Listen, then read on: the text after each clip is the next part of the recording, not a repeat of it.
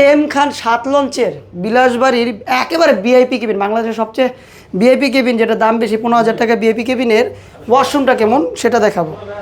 প্রথমে ঢুকলাম, ঢুকে ওয়াশরুমটা দেখায়। তো এখানে আপনার কোমোড বাথরুম রয়েছে, যদি আপনি চান তাহলে বাথরুম করতে পারবেন। আপনার কোমোড বাথরুম রয়েছে, তাছাড়া কল রয়েছে হাতটা ধুই, হ্যাঁ কল রয়েছে, আয়নাদানি রয়েছে। এবং এখন তো আমি গোসল করব না, এর আগে প্রিন্স আউলার 10-এ গোসল করে আপনাদের দেখাইছি।